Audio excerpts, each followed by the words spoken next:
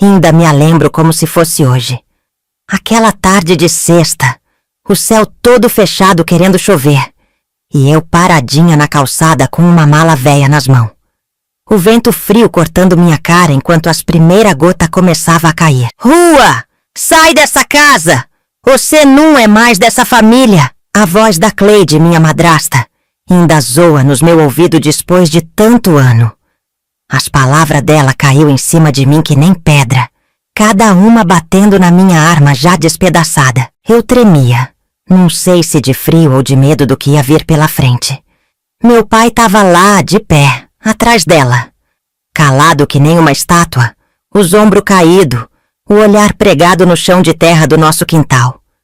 Os mesmo olhos que um dia me olhou com amor agora estava vazio, como se eu fosse uma estranha que nunca tinha sido do sangue dele. Ele não falou nem um "ah" quando a Cleide jogou minhas roupas dentro daquela mala e me empurrou para fora. As mãos dele, que tanto passou nos meu cabelo quando eu era pequena, agora tava paradona do lado do corpo, como se tivesse esquecido como é que faz para dar carinho. O Senhor mostrou sua natureza de verdade, menina. Nós não pode abrigar o pecado debaixo do nosso teto. A palavra diz: se afasta dos impíos e das obras deles. Foi assim que ela justificou arrancar de mim a única casa que eu conhecia, a casa que meu pai construiu com as próprias mãos, muito antes dela aparecer. Com a Bíblia numa mão e meu destino na outra, ela fechou a porta com um barulhão que parecia fechar minha sentença. O barulho da chave rodando na fechadura soou que nem a última martelada num caixão. O caixão da minha vida de antes. 47 anos já passou desde aquele dia. Hoje tenho 74 anos. E ainda moro em Lavras, aqui no sul de Minas, onde as montanhas abraçam o céu e o cheiro de café enche as manhãs. Meu nome é Aparecida dos Santos, mas todo mundo me chama de Dona Cida. Tenho cabelo branco que nem neve, mão calejada de tanto trabalho pesado, e olho que já derramou lágrima que dava para fazer um riozinho. Minha voz, o povo diz, carrega a sabedoria de quem passou pelo impossível e saiu do outro lado. Tenho história demais para uma vida só. Umas doce que nem mel, outras amarga que nem jiló. Aquela tarde mudou tudo. Uma mulher que se dizia serva de Deus conseguiu, em poucos meses, destruir a relação que eu tinha com meu pai desde que nasci. Uma relação construída em 27 anos de amor, respeito e cumplicidade. E por quê? Por ambição disfarçada de fé. Por ganância vestida de pregação. Por inveja do amor que meu pai sentia por mim. A Cleide não queria só um marido. Ela queria tudo que ele tinha, inclusive a casa que devia ser minha herança. E para isso, eu precisava sumir da vida dele. Eu tinha só 27 anos. Não tinha dinheiro guardado, não tinha para onde ir. Meus pouquinhos amigos moravam longe, ou tinha sido afastado de mim por causa da Cleide e o povo da igreja dela. Fiquei ali, parada na frente da casa onde cresci, vendo a chuva começar a cair mais forte, se misturando com as lágrimas quentes que escorria sem parar pela minha cara. As pessoas passavam e desviavam o olhar, como se minha dor pudesse pegar neles, como se ajudar a filha rejeitada do seu Antônio fosse um pecado que Deus não perdoa. Alguns até atravessavam a rua para não ter que me cumprimentar. O pior não foi perder um teto, foi perder meu pai. Aquele homem que me ensinou a andar, que segurou minha mão no primeiro dia de escola, que me contava a história antes de dormir, que ficou do meu lado quando tive sarampo aos 6 anos, que me ensinou a ler usando o jornal velho que trazia do serviço, que comemorava cada coisinha que eu conseguia como se fosse a coisa mais importante do mundo. Como ele pôde deixar isso acontecer? Como pôde escolher uma estranha no lugar da própria filha? A dor da traição era que nem uma faca revirando dentro do meu peito, fazendo até respirar ficar difícil demais. Naquela noite, dormi num banco da Praça da Matriz, coberta só com um casaco fino, que quase não protegia da chuva que caía de vez em quando. O banco de madeira era duro nas minhas costas, e cada barulhinho no escuro me fazia pular. A fome apertava, revirando meu estômago em nó que doía. Mas a dor no peito era muito maior, Uma dor que comida nenhuma ia curar. Eu ficava pensando se tinha feito alguma coisa errada, se merecia aquilo. Será que Deus mesmo me condenava, igual a Cleide falava? Rezei no meio dos soluços, mesmo sem saber se Deus ainda me escutava. Ou se Ele também tinha me abandonado igual todo mundo. O sol nasceu devagarzinho por trás das montanhas, mas não trouxe esperança nenhuma. Parecia mais uma piada do destino. Um novo dia quando eu só queria que tudo acabasse. Lavei minha cara na fonte da praça e tentei ajeitar meus cabelos com os dedos. As madeixas toda embolada não queria desembaraçar. Igualzinho meus pensamentos confusos. As pessoas começavam sua rotina, saindo pro serviço, levando criança pra escola, e eu tentava esconder que tinha dormido ali, ajeitando minhas roupas amassadas, como se desse pra guardar alguma dignidade naquela situação desesperada. Um cachorro de rua chegou perto, magro e com fome que nem eu. O zóio castanho dele me olhava com curiosidade, sem o julgamento que eu via no zóio das pessoas. Dividi com ele o último pão que tinha na bolsa, um pão já duro que tinha sobrado do dia anterior. Olha, nós estamos no mesmo barco, amigo, falei baixinho, acariciando as orelhas sujas dele cheia de carrapato. Pelo menos você nunca esperou nada diferente da vida. Foi minha primeira lição de solidariedade na nova vida que começava ali. Dividir mesmo quando quase não se tem nada. O cachorro lambeu minha mão e ficou do meu lado umas horas, como se entendesse minha solidão. Passei a semana andando pela cidade, batendo de porta em porta, pedindo serviço, comida, um lugar para ficar. Meus pés criavam bolha dolorida de tanto andar, e minha barriga roncava o tempo todo, me lembrando que uma xícara de café era tudo o que eu tinha conseguido naquele dia. Alguns ajudavam com um prato de comida ou umas moedas, me olhando com uma mistura de dó e desconforto. Outros fechavam a porta na minha cara sem dizer nada. Ou pior, com palavra dura e acusação. É a filha do seu Antônio, aquela que foi expulsa da igreja. Cochichava um pro outro pensando que eu não ouvia, mas cada palavra cortava que nem navalha. O que mais doía era ouvir as mentiras. Dizia que eu tinha roubado o dinheiro da igreja, que era rebelde e desrespeitava meu pai, que tinha pacto com o coisa ruim, porque me recusava a participar dos cultos da Cleide. Como é que gente que me conhecia desde criança podia acreditar nisso? Tudo invenção da Cleide para justificar a ruindade dela, para garantir que ninguém me estendesse a mão. E as pessoas acreditavam porque ela era a mulher do pastor, a santa da cidade, aquela que falava língua estranha durante os cultos e dizia receber mensagem diretamente de Deus. Quem ia duvidar de uma mulher tão abençoada? Eu não sabia na época, mas aquele foi só o começo. O inferno que enfrentei nos meses seguintes ia fazer aquele dia parecer quase suportável. Fome, humilhação, porta fechada, olhar de desprezo. Noite em abrigo improvisado.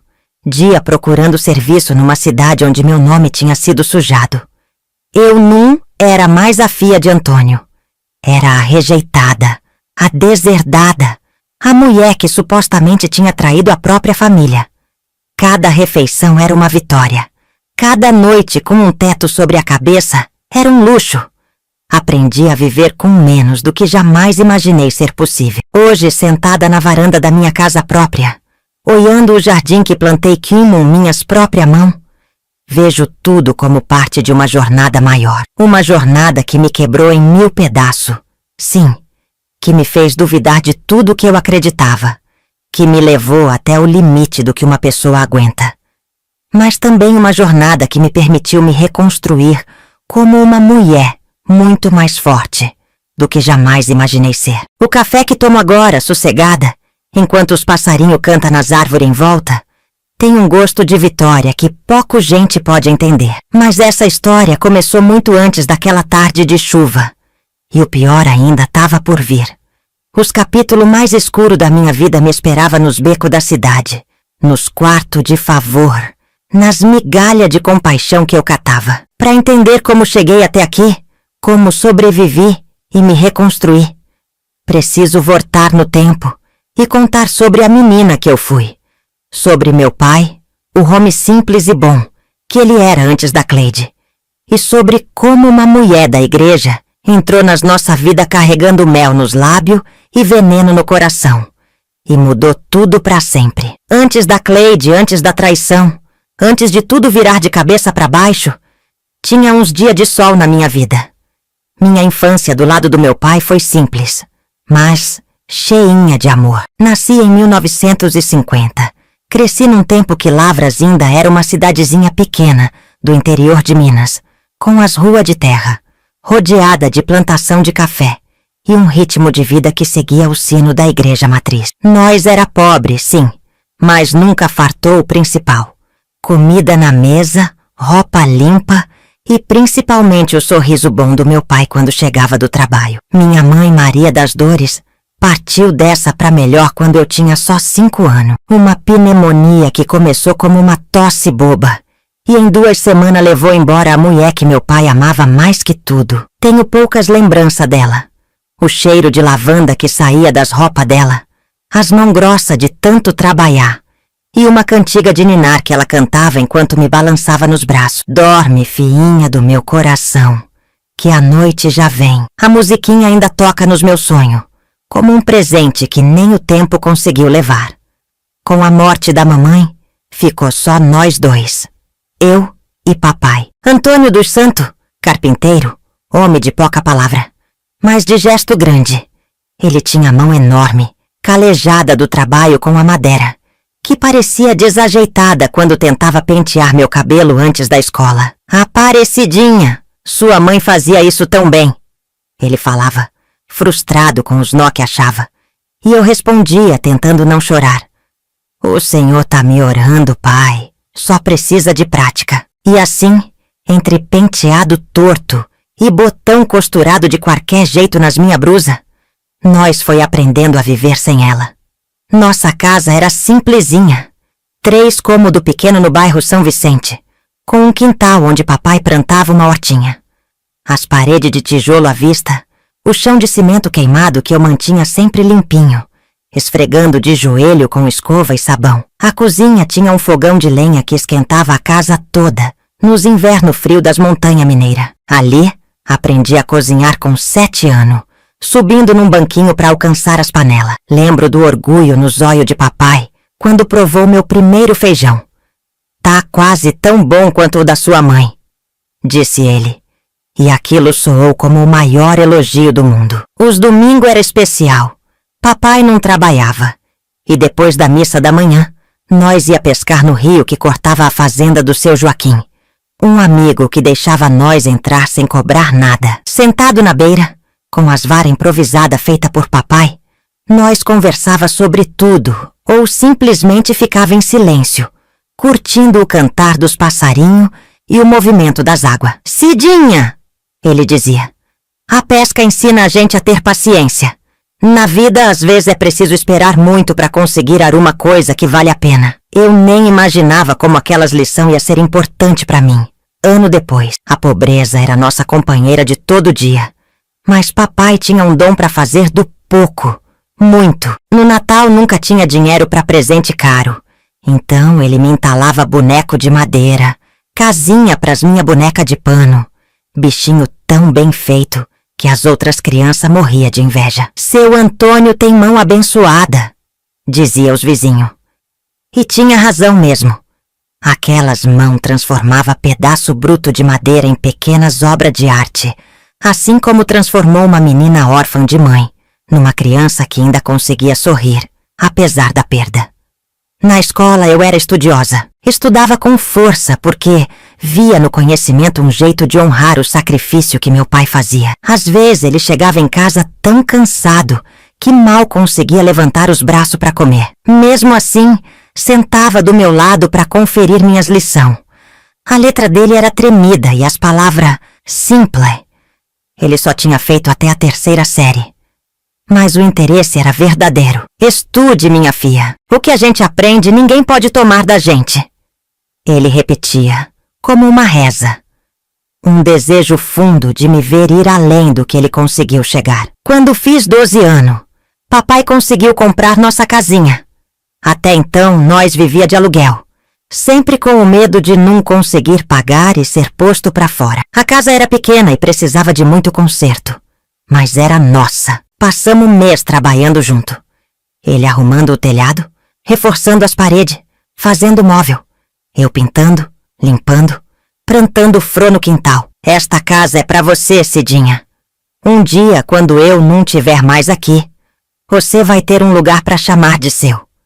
Ele disse, sem saber que suas palavras iam ser testadas do jeito mais cruel. Os anos da adolescência trouxe novo desafio.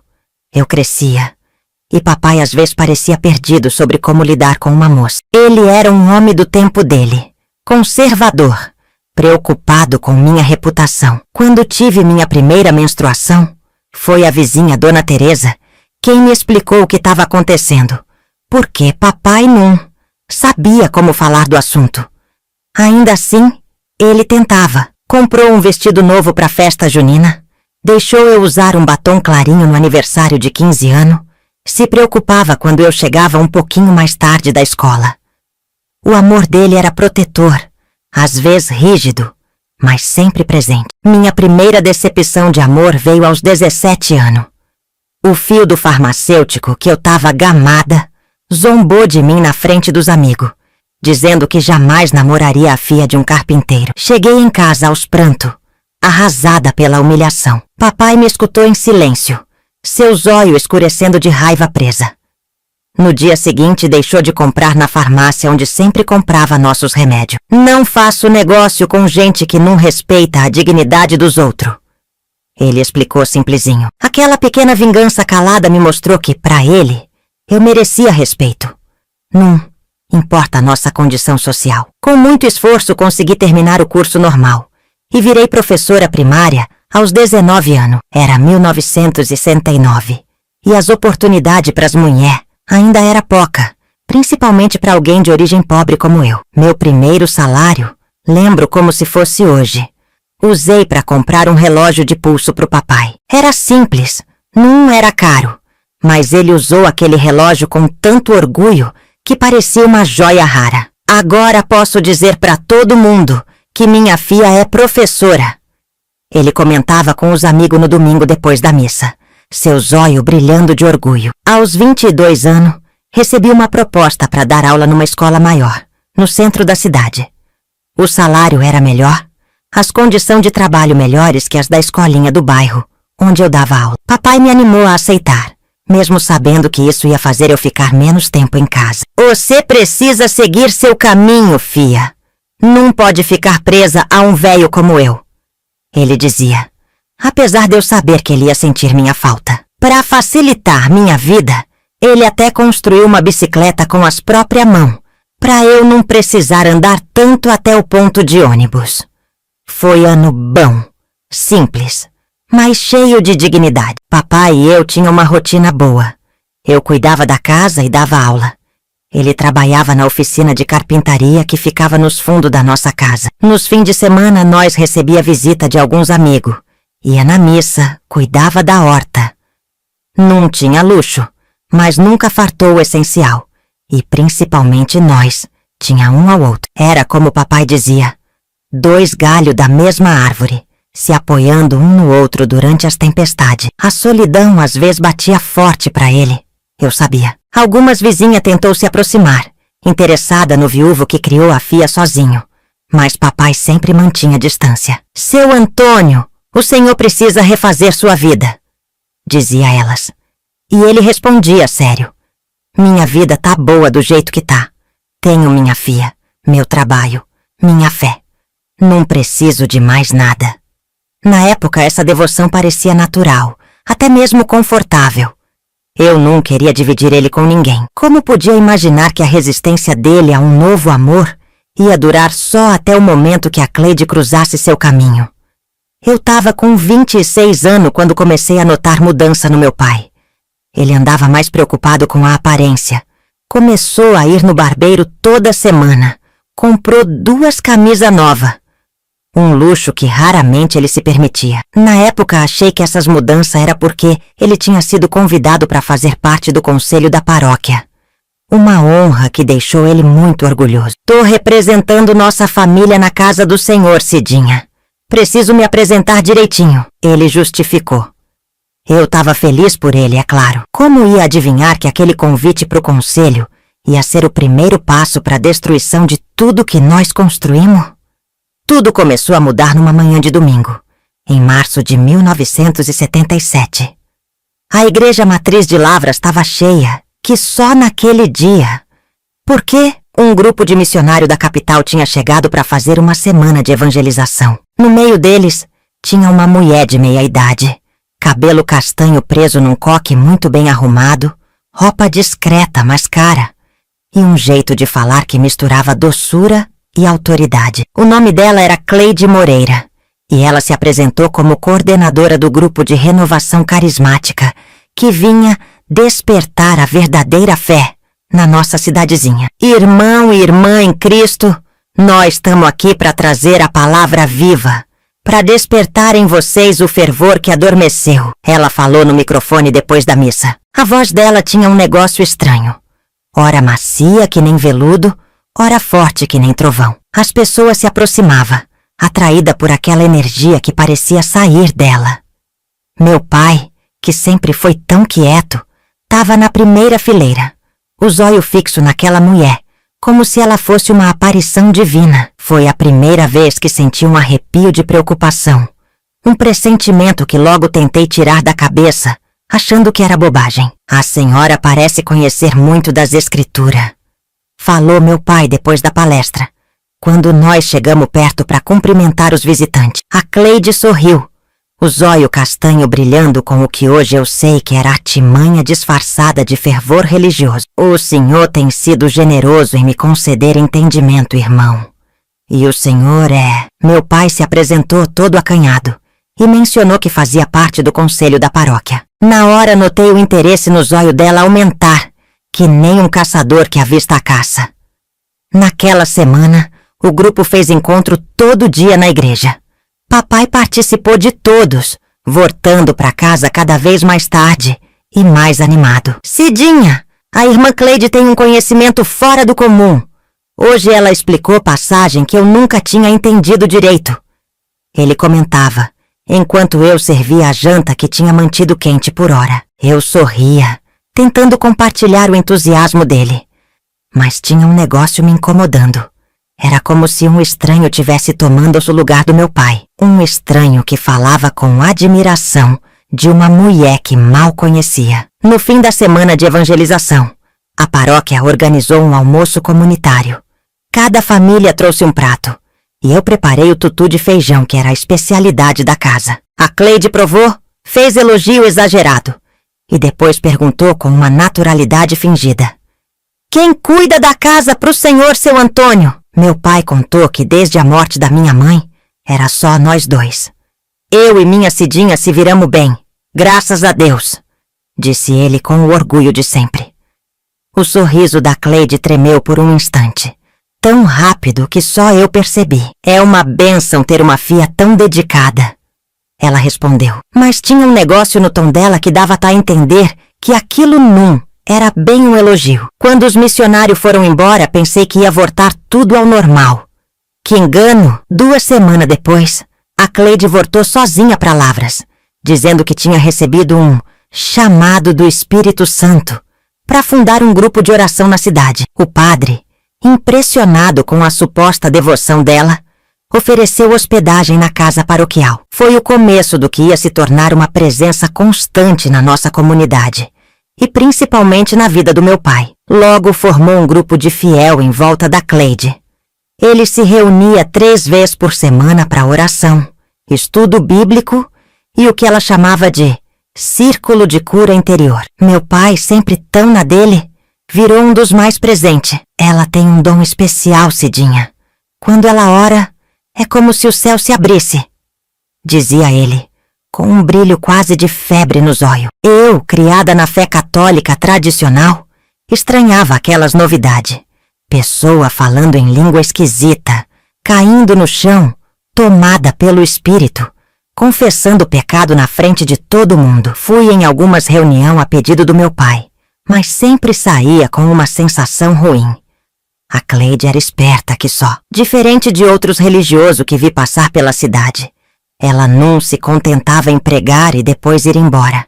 Ela se metia na vida das pessoas, visitava doente, dava conselho para casal com problema, organizava campanha para ajudar os mais pobres. Todo mundo admirava ela pela bondade e dedicação que parecia ter. Só eu parecia notar como o olho dela ficava duro quando achava que ninguém estava olhando. Ou como suas revelação divina sempre acabava beneficiando o que ela queria.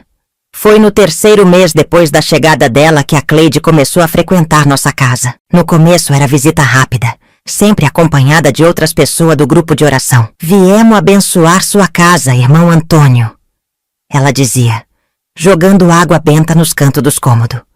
Depois, começou a aparecer sozinha, geralmente no fim da tarde, quando eu ainda estava na escola. Tava passando e senti que devia orar pelo Senhor hoje. Ela justificava. Meu pai, cada vez mais encantado, oferecia café, biscoito e atenção completa. Num domingo depois da missa, a Cleide anunciou que tinha alugado uma casinha perto da igreja, porque seu ministério, em Lavras, ia ser mais longo do que o previsto. O Senhor me mostrou que tem muito trabalho a ser feito aqui. Ela declarou, com aquele tom solene que usava pras revelação dela. Na mesma semana, meu pai se ofereceu para fazer uns reparos na casa. O que devia levar 2 ou 3 dias virou semana de trabalho minucioso. Quero que fique perfeito, ele dizia, enquanto passava a hora entalhando detalhe decorativo em porta e janela. Um cuidado que nem nossa própria casa tinha recebido. Com o passar dos meses, a transformação do meu pai ficou mais clara. Ele, que sempre foi um homem discreto, agora falava com fervor sobre pecado e salvação. Ele, que nunca julgou ninguém, agora repetia as opiniões severas da Cleide sobre quem estava ou não estava no caminho certo. Até a aparência dele mudou. Largou as roupas simples de sempre por camisa de manga comprida e calça social para as reuniões de oração. Precisamos nos apresentar dignamente diante do Senhor, ele justificava, repetindo as palavras exatas que já tinha ouvido a Cleide usar. O momento que percebi que tinha perdido meu pai para Cleide foi numa noite de junho, quando completei 27 anos. Sempre celebramos meus aniversários junto, mesmo que fosse só com um bolo simples e um presente modesto. Naquele dia, esperei até tarde, mas ele não apareceu para a janta que eu tinha preparado com tanto carinho. Quando finalmente chegou, perto das 10 da noite, estava cansado, mas estranhamente animado. Desculpe a demora, Cidinha.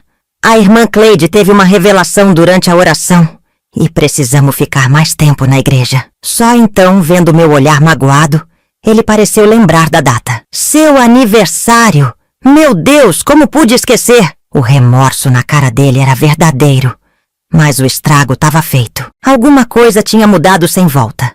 As visitas da Cleide na nossa casa ficou cada vez mais frequente e demorada. Ela trazia material de estudo que ocupava as noites do meu pai, criticava disfarçadamente a arrumação da casa ou o preparo da comida, sempre disfarçando suas críticas como sugestão inspirada pelo Espírito Santo. Quando tava só nós dois, eu e papai, ele só falava dela. A irmã Cleide disse isso. A irmã Cleide ensinou aquilo. Era como se, aos poucos, ela tivesse ocupando todo o espaço na cabeça e no coração dele, deixando pouco lugar para qualquer outra coisa, inclusive para mim. Uma tarde cheguei da escola mais cedo e encontrei ele sentado na sala, de mão dada, em oração. Não era incomum ver eles rezando junto, mas tinha uma intimidade naquela cena que me deixou desconfortável. Quando notaram minha presença, se separaram rapidinho, como pego fazendo coisa errada. Estamos intercedendo pela conversão dos pecadores, explicou a Cleide, com um sorriso que não chegava nos olhos. Meu pai concordou com a cabeça, sem me olhar diretamente. Naquele momento soube que estava acontecendo alguma coisa mais entre eles.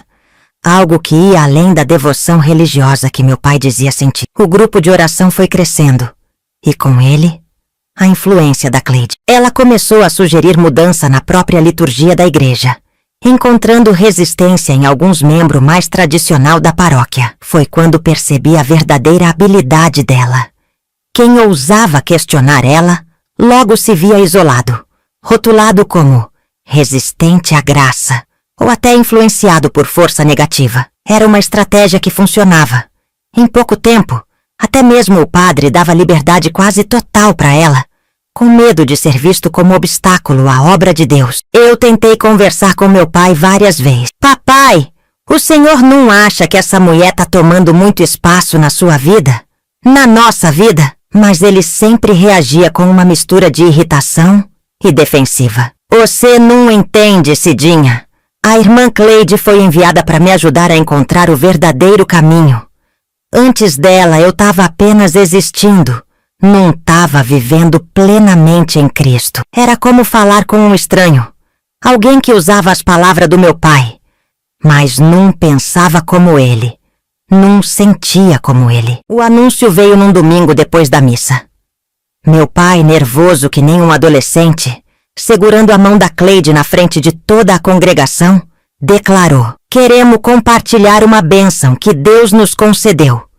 Eu e a irmã Cleide percebemos que o Senhor nos uniu, não apenas na fé, mas também no amor. Vamos nos casar no próximo mês. Teve aplauso, felicitação, muito glória a Deus dos membros do grupo de oração. Eu fiquei ali, paralisada, sentindo como se o chão tivesse sumido debaixo dos meus pés. Não era só o fato dele estar se casando de novo. Algo que, no fundo, eu sempre soube que podia acontecer. Era o jeito que aconteceu. A rapidez, a transformação completa de tudo que meu pai sempre foi. E, principalmente, o olhar triunfante que a Cleide me lançou por cima do ombro dele. Naquele instante, entendi que ela não tinha conquistado apenas o coração do meu pai. Tinha declarado guerra ao meu lugar naquela família. O casamento foi feito numa quinta-feira, numa cerimônia simplesinha na igreja matriz. A Cleide insistiu que fosse uma celebração discreta e voltada para o espiritual, não para as vaidades mundanas. Na prática, isso quis dizer pouco convidado.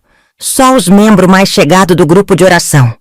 E nenhum dos amigos antigos do meu pai. Eu tava lá, é claro, com um sorriso forçado e um nó na garganta. Usava o único vestido bom que eu tinha, comprado anos atrás para a formatura de uma colega. A Cleide, do outro lado, estreava um conjunto azul marinho que, apesar de discreto, dava para ver que era caro para os padrão da nossa cidade. Você tá feliz pelo seu pai, não tá, Aparecida? Me perguntou ela durante a pequena recepção depois da cerimônia, com o braço agarrado no do papai, que nem quem segura um tesouro. Tinha um negócio no jeito dela falar, uma exigência escondida por aprovação pública, que me fez engolir a resposta sincera que queimava na minha garganta. Quero a felicidade dele, respondi, escolhendo as palavras com cuidado. A Cleide sorriu, satisfeita com minha diplomacia forçada, mas os olhos dela continuaram frio, calculista.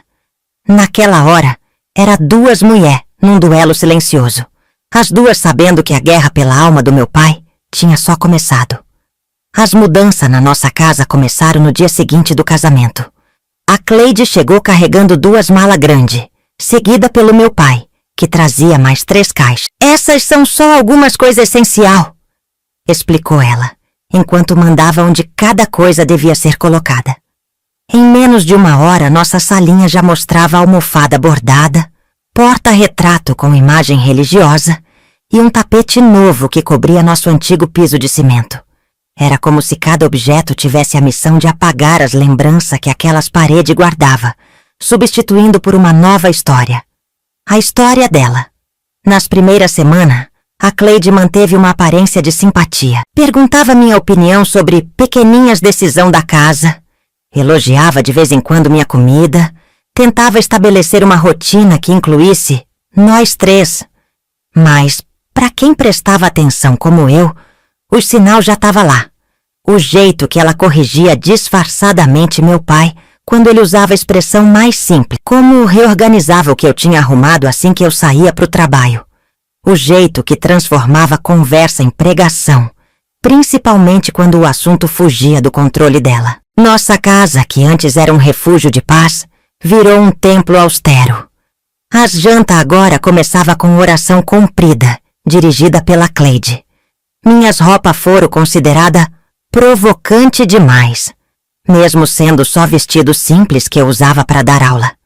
A pequena estante com meus livros de literatura foi jogada para o meu quarto, substituída por volume de estudo bíblico e livro de autor religioso, que a Cleide aprovava. Até mesmo o velho rádio, onde papai e eu às vezes ouvia música aos domingos, foi declarado porta de entrada para a influência mundana e guardado no armário. Mais doloroso que as mudanças físicas era a transformação no comportamento do meu pai.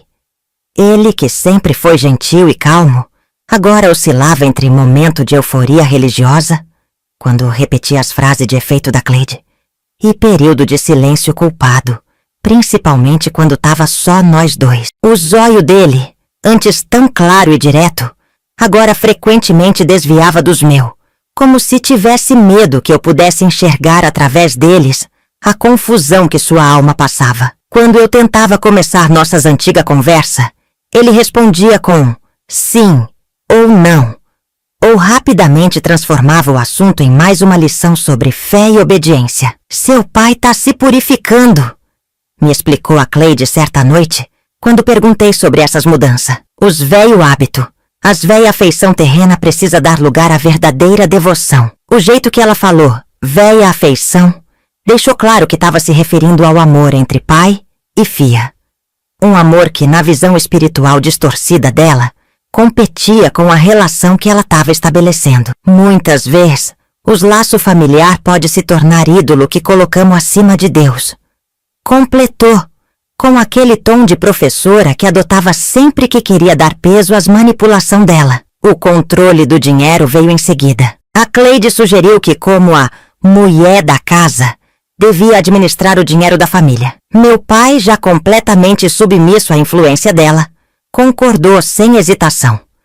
De um dia para o outro, cada centavo que entrava precisava ser justificado, cada gasto autorizado por ela. Precisamos ser bom mordomo dos recursos que o Senhor nos confia, ela dizia, enquanto anotava meticulosamente cada valor num caderno, que mantinha sempre trancado na bolsa dela. Curiosamente, as doações para o ministério que ela liderava nunca era questionada, mesmo quando representava uma parte grande da renda modesta do meu pai. Meu salário de professora, até então uma contribuição voluntária para as despesas da casa, virou uma obrigação. Enquanto viver debaixo deste teto, deve contribuir como todos, declarou a Cleide, estabelecendo um valor fixo que eu devia entregar todo mês. O que antes eu dava com amor, agora se tornava um tributo amargo. O pouco que me sobrava mal dava para as minhas necessidades básicas. Um par de sapato novo quando os antigos tava completamente gasto, material para as aulas, de vez em quando um livro que eu queria muito. Mesmo assim, a Cleide insinuava que eu era egoísta por guardar qualquer dinheiro para mim mesma. O isolamento foi a estratégia seguinte. Aos poucos, as visitas dos antigos amigos do meu pai foram desencorajadas. Eles trazem energia pesada para nossa casa, justificava a Cleide. As refeições em família com vizinho, uma tradição de anos, foram substituídas por reunião de oração com o seleto grupo que ela aprovava. Meu pai, que sempre teve prazer em conversas simples na barbearia ou na praça depois da missa, agora limitava as interações social às atividades religiosas supervisionadas pela esposa. Para mim, o isolamento foi ainda mais deliberado. A Cleide começou a fazer comentários sobre minhas amizades, insinuando comportamento questionável, onde não tinha nada a questionar. Aquela sua colega, a professora de história, ouvi dizer que ela recebe home em casa. Ela mencionava como quem não quer nada durante a janta. Ou então, as pessoas estão comentando sobre como você conversa com o fio do padeiro. Uma moça cristã deve cuidar da sua reputação. Devagarzinho, como uma aranha tecendo sua teia, ela envenenava cada relacionamento que eu mantinha fora das paredes daquela casa. Os domingos, que antes era nosso dia de descanso e pequeno prazer, se transformaram em maratona espiritual. Depois da missa da manhã, tinha o almoço com o grupo de oração, seguido por estudo bíblico à tarde e mais oração à noite. Qualquer sugestão de uma atividade diferente, um passeio no parque, uma visita a um parente distante, era recebida com acusação de falta de compromisso espiritual. Meu pai, que antes adorava nossa pescaria de domingo, agora parecia genuinamente perturbado com a ideia de desperdiçar tempo com algo que não fosse diretamente relacionado à fé. O espaço físico da casa também começou a mudar de dono. Primeiro foi o quarto de hóspede, que se transformou no escritório de ministério da Cleide, um local onde ela atendia membro do grupo para aconselhamento e oração. Depois, a pequena varanda dos fundos, onde meu pai costumava trabalhar em pequeno projeto de carpintaria, foi convertida numa área de oração. As ferramentas dele, cuidadosamente organizada e mantida por anos, foram gradualmente transferidas para um depósito externo, longe da vista e do acesso fácil dele. Era como se, tijolo por tijolo, ela tivesse reconstruindo nossa casa à imagem e semelhança dela. A linguagem na nossa casa também mudou. Expressão simples foro, substituída por jargão religioso. Problema não era mais discutido. Era levado ao Senhor em oração. Discordância não era resolvida com diálogo, mas silenciada com citação bíblica escolhida a dedo. Até mesmo o sonho mais inocente era agora classificado como mundano ou espiritual. A Cleide criou um vocabulário inteiro para reinterpretar nossa realidade. E meu pai adotou esse novo idioma com um fervor que me assustava. Era como se as palavras que tinha compartilhado por toda a vida não fosse mais suficiente para nós se comunicar. O golpe mais cruel veio quando a Cleide começou a reescrever nossa história familiar. As memórias da minha mãe, que meu pai sempre manteve viva com tanto carinho, foram gradualmente apagada. Seu pai agora tem um novo propósito, uma nova família em Cristo. Ela me disse certa vez, quando me encontrou olhando um retrato antigo da minha mãe. A fotografia, que sempre ocupou um lugar de honra na sala, tinha sido relegada a uma caixa no fundo do armário. Quando questionei meu pai sobre isso, ele apenas murmurou algo sobre não viver preso ao passado, palavra que certamente não era dele, mas que ele repetia como se fosse. As tensões começaram a explodir em pequeno conflito diário. Eu me recusava a aceitar completamente a nova ordem, a me curvar à autoridade autoimposta da Cleide. Cada resistência minha era interpretada como rebeldia espiritual e usada para reforçar a narrativa que ela criava cuidadosamente.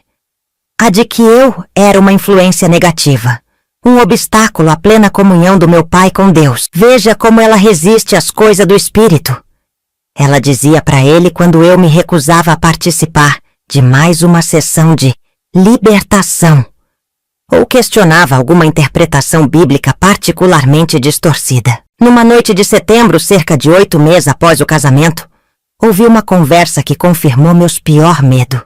Tava voltando do banheiro tarde da noite, quando vozes vinda do quarto deles chegou até mim. Ela tá no caminho, Antônio. Sua filha tem um espírito de contenda que impede o derramamento completo das bênçãos sobre esta casa. A voz da Cleide era baixa, mas carregada de convicção. O que você sugere que nós faça? Perguntou meu pai. A voz dele tão submissa que mal reconheci. Talvez seja a hora dela seguir seu próprio caminho. Ela já é uma mulher adulta.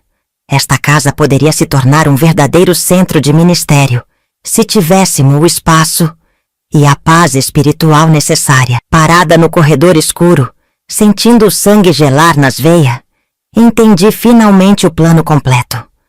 Não se tratava apenas de controlar meu pai ou dominar nossa casa. A Cleide queria me eliminar completamente da equação. E o mais assustador era perceber que meu pai, o homem que me criou com tanto amor, que jurou sempre me proteger, agora considerava a possibilidade de me afastar para satisfazer os desejos da nova esposa dele.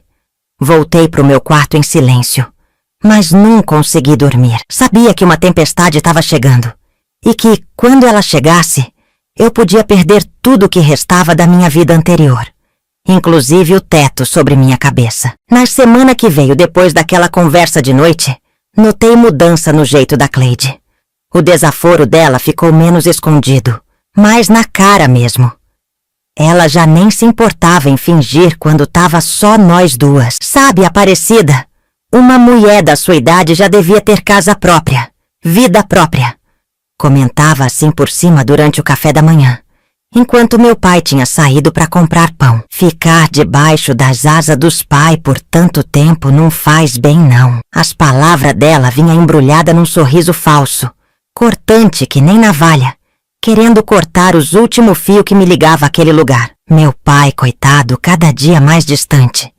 Fugia de ficar sozinho comigo. Parecia que tinha medo de uma confrontação, de uma pergunta que ele não sabia responder. Quando nós se cruzava na cozinha ou no corredor estreitinho, ele desviava o olhar, resmungando qualquer coisa sobre estar atrasado para um compromisso. O homem que antes dividia comigo suas preocupações mais íntimas agora parecia um estranho, morando no mesmo lugar, mas com o coração longe, como se tivesse levantado um muro invisível entre nós. Foi numa terça de novembro que vi um homem de terno na nossa sala. Quando cheguei da escola, encontrei ele conversando baixinho com meu pai e a Cleide.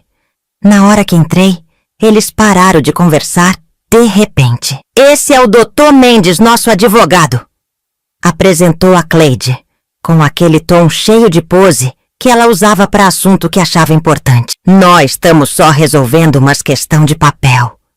Ela acrescentou rápido, trocando um olhar esquisito com meu pai. Cumprimentei o homem direitinho e fui pro meu quarto, mas fiquei com aquela pulga atrás da orelha a noite toda. Nas semanas seguintes, notei mais visita desse tal doutor, sempre quando eu tava na escola. Um dia voltei mais cedo por causa de uma reunião de professor que foi cancelada. E encontrei documento espalhado na mesa da sala. Consegui ver que parecia ser escritura e papel com carimbo, antes da Cleide recolher tudo rapidinho, me olhando torto, como se eu tivesse invadido um terreno sagrado. Assunto de adulto. Aparecida, ela disse, me tratando como criança, apesar de eu já ter 27 anos e ser capaz de entender. Assunto de adulto. Aquela atitude esquiva só aumentou minha desconfiança. Resolvi investigar. Na manhã seguinte, esperei que os dois saíssem. Meu pai para a oficina dele, a Cleide para um encontro de oração. E fui cutucar no escritório para ver se achava alguma pista do que ele estava tramando. Não precisei procurar muito. Na segunda gaveta da escrivaninha, achei uma pasta com cópia de documento. A transferência da casa pro nome da Cleide, feita só 2 semanas atrás. A casa que meu pai construiu com tanto esforço, a casa que ele sempre disse que seria minha herança, agora legalmente pertencia a ela. Sentei no chão, segurando aqueles papel, sentindo como se o mundo inteiro tivesse desabado na minha cabeça. Confrontei meu pai naquela mesma noite, quando ele voltou do trabalho. Por que o senhor transferiu a casa pro nome dela? Perguntei direto, sem conseguir esconder a mágoa e a indignação na minha voz. Ele pareceu meio perdido, como se não esperasse que eu descobrisse. Foi um conselho do advogado, para proteger o patrimônio. Você sabe caso aconteça alguma coisa comigo? Ele tentou explicar, mas as palavras dele soavam oca, ensaiada. E eu? O senhor sempre disse que essa casa seria minha herança. Argumentei, sentindo lágrima de raiva se formando. Foi nessa hora que a Cleide entrou na sala, como se tivesse estado de tocaia, esperando-te o momento certo para se meter. Seu pai tomou uma decisão sábia. Ela se intrometeu, se colocando do lado dele como se fosse proteger. Essa casa agora vai servir para um propósito maior. Vai ser um centro de ministério, um lugar para a obra de Deus. A voz dela assumiu aquele tom de autoridade espiritual que ela usava para calar qualquer questionamento. Quanto à herança, ela continuou, agora olhando direto para mim. Pessoa jovem e com saúde que nem você não devia se preocupar com herança. Devia construir seu próprio caminho, com o suor do próprio rosto, como manda a nossa escritura. A discussão esquentou rapidinho. Pela primeira vez na minha vida, levantei a voz pro meu pai, implorando que ele enxergasse como estava sendo manipulado. Essa mulher tá usando a religião para controlar o Senhor, para tomar tudo que é nosso. Gritei, apontando para Cleide, que agora fazia uma cara de mártir ofendida. Vê como ela fala, tio Antônio? Vê o espírito de rebeldia que domina ela? Ela retrucou, sempre transformando qualquer crítica numa questão espiritual. Meu pai, pálido e visivelmente perturbado, parecia um homem dividido entre dois mundos, incapaz de agradar os dois. Chega! Ele finalmente explodiu, levantando as mãos como se quisesse parar nossa discussão na marra. Essa casa é minha, e eu decido o que fazer com ela. A Cleide é minha esposa agora. É natural que os bens esteja no nome dela também. A palavra também me deu uma pontinha de esperança. Será que ele não sabia que a transferência era total? Que ele tinha abdicado completamente da propriedade? Papai, o senhor não entende.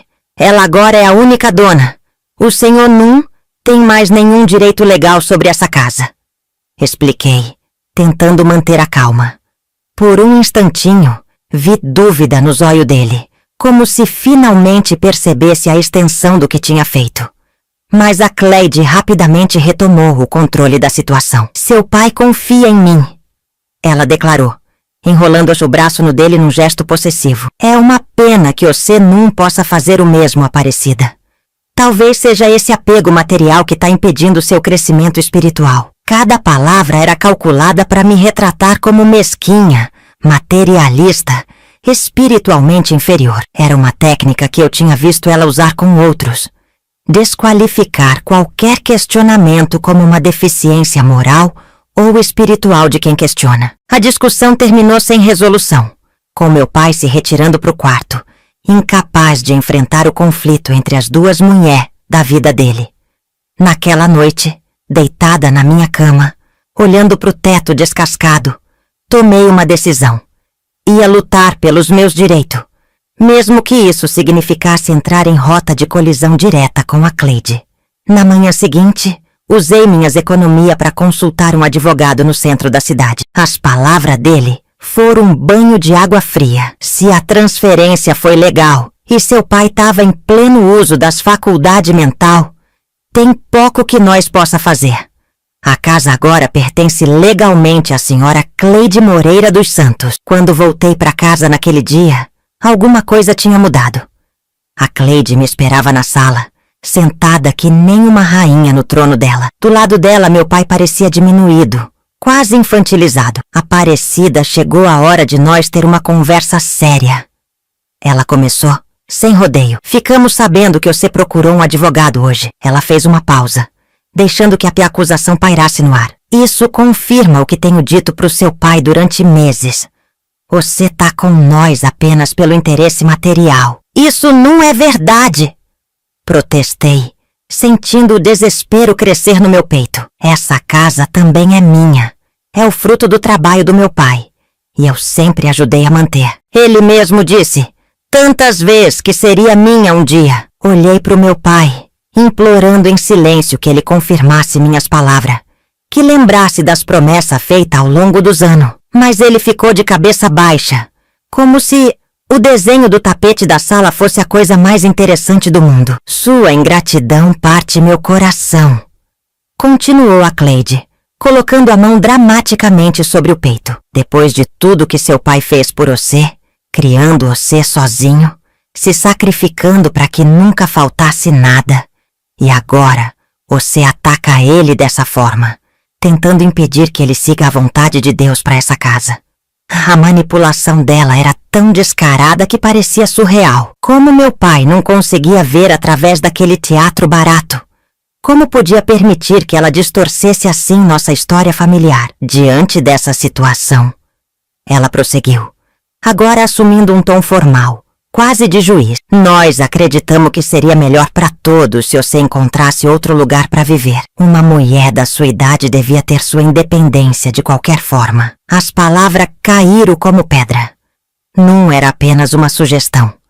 Era uma expulsão. Olhei de novo para o meu pai, esperando, rezando, para que ele interviesse, para que dissesse que aquela ideia absurda não tinha o consentimento dele. Mas ele apenas murmurou. Talvez seja mesmo o melhor, Cidinha. Você merece seu próprio espaço. Quanto tempo eu tenho? Perguntei, sentindo um nó na garganta, lutando para não desabar na frente dele. Acredito que 1 semana seja suficiente, respondeu a Cleide, com uma generosidade forçada. Tempo bastante para encontrar um quarto para alugar. Com seu salário de professora, certamente não vai ser difícil. Ela sorriu, saboreando sua vitória. Além disso, acrescentou como se estivesse fazendo um favor extraordinário. Você pode levar seus pertences pessoal, claro. Roupa, livro, objeto de uso individual. E os móveis do meu quarto. A cômoda que meu pai fez para mim. A escrivaninha onde preparo minhas aulas. Questionei, tentando salvar pelo menos alguma parte da minha vida anterior. A Cleide olhou para o meu pai, como se consultasse a opinião dele. Mas respondeu por ele antes mesmo que ele pudesse abrir a boca. Os móveis faz parte da casa, ela declarou. Além disso, pretendemos usar seu quarto como sala de estudo bíblico para as mulheres. Os móveis vai ser útil para isso. Nos dias que se seguiram, vivi num pesadelo. Arrumei minhas roupas, meus livros, as poucas lembranças que consegui esconder da Cleide. A cada objeto que guardava, uma memória desenrolava na minha cabeça. O vestido que usei na minha formatura, que meu pai economizou por meses para comprar. O pequeno espelho de mão que pertenceu à minha mãe. Os livros de literatura que juntei ao longo dos anos. Como arrumar uma vida inteira em algumas poucas caixas. Meu pai me evitou durante toda aquela semana. Nas raras ocasiões que nós se encontrava, ele parecia envelhecido, curvado sob o peso de uma culpa que nunca conseguia admitir. Tentei várias vezes ter uma conversa a sós com ele, mas a Cleide estava sempre por perto, como uma sombra vigiando. Seu pai precisa de paz espiritual nesse momento. Ela dizia, afastando ele de mim como se minha presença fosse veneno. Nos olhos dele, eu podia ver o medo, não de mim, mais do que eu representava. O último elo com sua vida anterior, com o homem que ele tinha sido antes dela. O dia da minha partida chegou sem piedade. Era uma sexta-feira, fim de tarde. O céu carregado anunciando chuva. Uma repetição quase irônica da cena que descrevi no começo dessa história. Arrumei minhas caixas e a mala véia no pequeno quarto que aluguei perto da escola, onde dava aula. Um cômodo apertado com uma cama de solteiro, um armário pequetitinho e uma mesinha que serviria como escrivaninha e mesa de janta. Era tudo que consegui encontrar com meu salário limitado e o pouco tempo que tive. Voltei a casa uma última vez para buscar alguns itens que tinha ficado para trás. Chovia forte agora e meu vestido estava encharcado quando bati na porta. A mesma porta que até poucos dias atrás eu abria com minha própria chave. Foi a Cleide quem atendeu. A cara dela uma máscara de falsa compaixão. Seu pai não tá, informou, antes mesmo que eu perguntasse. Foi orar na igreja. Esses dias tem sido difícil para ele. A mensagem era clara. Eu era a causa do sofrimento do meu pai, não ela, que tinha manipulado ele até arrancar tudo que ele tinha. Vim buscar a caixa com as fotografias da minha mãe. Expliquei, tentando manter a dignidade. E o relógio de parede que era do meu avô. A Cleide hesitou por um momento, como se avaliasse se aqueles objetos tinham algum valor material. As fotografias você pode levar, decidiu finalmente. Mas o relógio faz parte da decoração da casa agora. Além disso, é uma lembrança mundana que seu pai está aprendendo a deixar para trás. Enquanto eu recolhia a pequena caixa com as fotografias, a Cleide ficou do meu lado, observando cada movimento, como se tivesse medo que eu pudesse roubar alguma coisa. Sabe, Aparecida? Ela disse com aquele tom de superioridade que eu tinha aprendido a detestar. Tudo isso é pro seu próprio bem.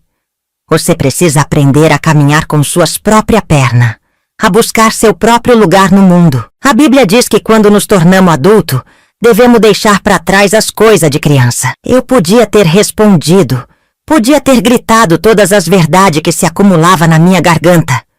Podia ter dito que ela era uma manipuladora, que estava usando a religião para justificar sua ganância, que tinha arruinado a relação entre mim e meu pai. Mas olhei para aquela mulher, com seu sorriso de triunfo mal disfarçado, e percebi que qualquer palavra minha seria desperdiçada. Ela não tinha consciência para ser tocada, nem coração para ser sensibilizado. Adeus, Cleide! Foi tudo que disse, pegando minha caixa de fotografia e caminhando para a porta. Antes de sair, dei um último olhar para a sala onde cresci, onde meu pai me ensinou a dar os primeiros passos, onde minha mãe costurava a luz do lampião nas noites de inverno. Cada canto daquela casa guardava um pedaço da minha história, e agora eu estava sendo arrancada dela, como uma planta desenraizada à força. Saí para a chuva que agora caía que nem uma cortina grossa, se misturando com as lágrimas que já não podia segurar. Tinha 27 anos, estava sozinha no mundo, com uma mala de roupa, algumas caixas de lembrança e o coração despedaçado pela traição do homem que eu mais amava e respeitava no mundo. Naquele momento, parada na calçada em frente à casa que já não era minha, com a água escorrendo pela minha cara, senti um desespero tão fundo que achei que não era possível sobreviver a ele. Como eu ia seguir em frente? Como ia reconstruir minha vida a partir daqueles cacos espalhados? O que eu não sabia então, toda encharcada e desolada naquela calçada, é que aquele era só o começo de uma jornada dolorosa. Os dias de fome e humilhação ainda estavam por vir, assim como o caminho lento e sofrido da reconstrução. Mas naquele momento, tudo o que eu podia sentir era a dor da perda, da minha casa, do meu pai, da vida que eu conhecia. Era como se o mundo inteiro tivesse se transformado num lugar estranho e hostil, onde eu não mais pertencia. A primeira noite no meu quartinho alugado foi a mais triste da minha vida. Sentei na beirada daquela cama estreita, cercada por caixa ainda fechada e com a mala velha jogada num canto, e chorei até seca as lágrimas. A chuva batia forte na telha de zinco, fazendo um barulho que não deixava eu dormir. Não tinha cortina na janela, nem um tapetinho no chão frio, só uma lâmpada fraca pendurada no teto, que fazia a sombra parecer monstro me rondando. Passei a noite toda sentada, abraçada com a caixa de fotografia da minha mãe, como se aquelas imagens em preto e branco fosse minha única companhia nesse mundo. De madrugada, quando a chuva deu uma trégua, consegui ouvir os ratos correndo no forro. Pensei, é isso que te espera agora, Cidinha, viver que nem um bicho, num lugar que nem esse. Nunca senti tanta solidão e desamparo na vida. Na manhã seguinte, descobri que tinha esquecido de comprar comida. Meu estômago roncava, mas não tinha um pingo de café, nem um pedacinho de pão. Abri minha bolsa e contei as moedas. Só dava para pagar o primeiro mês de aluguel, que vencia em 3 dias. Tinha trabalhado o mês todo, mas a maior parte do meu salário já tinha ido pro dízimo que a Cleide exigia. O restante mal deu para comprar algumas panelas baratas e um colchão fino. Saí andando sem rumo, buscando qualquer serviço extra que pudesse fazer. Bati na padaria perguntando se precisava de ajuda na limpeza. Na mercearia me ofereci para organizar as prateleiras. Na farmácia tentei ver se precisava de alguém para entregar remédio. Em todo lugar a resposta era a mesma. Não tem serviço não, moça. Ou então, volta depois. Algumas pessoas que conheciam minha história desviavam o olhar com vergonha. Outras que tinham ouvido as mentiras da Cleide fechavam a cara, como se eu fosse contagiar elas com alguma doença. 12:00 e a fome apertando. Nunca tinha passado fome antes. Era uma sensação estranha. Um vazio que doía, que ia além da barriga e chegava na alma. Sentei num banco da praça, fraca e tonta. Uma senhora que vendia espiga de milho assado me olhou com pena e me ofereceu uma espiga. Toma, filha, come isso aí. Não precisa pagar, não. Aquele foi o gesto mais bonito que alguém fez por mim naqueles dias. Comi devagar, saboreando cada grão, sentindo uma gratidão tão grande que as lágrimas voltaram a correr. A noite chegou e eu voltei pro quartinho, cansada e ainda com fome. Tinha conseguido um balde de água na casa vizinha e lavei o rosto e as mãos. Deitei no colchão duro, sem lençol nem travesseiro, e tentei dormir. Os pensamentos vinham como martelada. E se eu não conseguir mais emprego? E se eu ficar doente? E se precisar de remédio? O medo da fome, da doença e do desabrigo é um tormento que quem nunca passou não faz ideia como é terrível. Na manhã seguinte, acordei com alguém batendo na porta. Era a Dona Teresa, a vizinha que morava 2 casas abaixo da casa do meu pai. Vim ver como você tá, Cidinha. Trouxe um pouco de café e pão. Ela entrou, olhou em volta e vi nos olhos dela uma mistura de compaixão e constrangimento. Que situação, minha filha! Não é justo o que aquela mulher fez contigo. Foi o primeiro reconhecimento que recebi de que a injustiça que sofri era real, que não tava louca ou exagerando. Aquilo me deu força para continuar. Depois que Dona Teresa saiu, com promessa de voltar, fui na escola onde dava aula. A diretora, Dona Conceição, me chamou na sala dela. Aparecida soube da sua situação. Infelizmente recebemos um pedido do conselho paroquial. Ela parecia sem graça, sem conseguir me olhar nos olhos. Que pedido? Perguntei, já sentindo um frio na barriga. Eles sugeriram que, devido a certos comportamento questionável, talvez fosse melhor para a escola ter outra professora na sua turma. Foi como levar um tapa na cara. Entendi na hora que era obra da Cleide. Ela não se contentava em me tirar de casa. Queria me tirar o ganha-pão também. Mas eu nunca fiz nada de errado. Protestei, a voz tremendo. Eu sei, Cidinha, respondeu Dona Conceição, parecendo sinceramente triste. Mas o conselho paroquial tem muita influência. A escola depende das doações da igreja. Você sabe, saí dali sem emprego, sem sustento. E com a certeza que a Cleide estava empenhada em destruir qualquer possibilidade de eu sobreviver naquela cidade. Os dias seguintes foram um pesadelo sem fim. Cada porta onde eu batia se fechava. Cada pessoa que podia me ajudar tinha sido avisada para ficar longe. A história que corria era que eu tinha roubado dinheiro da casa do meu pai, que eu tinha desrespeitado ele e a nova esposa, que eu tinha até mesmo feito trabalho para atrapalhar o casamento deles. Em cidade pequena, uma mentira contada na igreja vira verdade em questão de hora. Para piorar tudo, o dono do quartinho veio cobrar o aluguel. Expliquei que tinha perdido o emprego, que precisava de mais alguns dias. Ele foi duro. Tenho meus compromissos também, dona. Se não pagar até sexta, vai ter que desocupar. Aquela noite chorei tanto que achei que ia secar por dentro. Meu desespero era tanto que por um momento pensei em coisas ruins, em desistir de tudo. Mas aí peguei a foto da minha mãe e lembrei das palavras do meu pai. Somos feitos de resistência, Cidinha. Nossa gente não desiste nunca. No dia seguinte, saí cedinho e fui até a saída da cidade. Tinha ouvido falar que na fazenda do seu Januário, a 5 quilômetros dali, estava precisando de gente para colheita de café.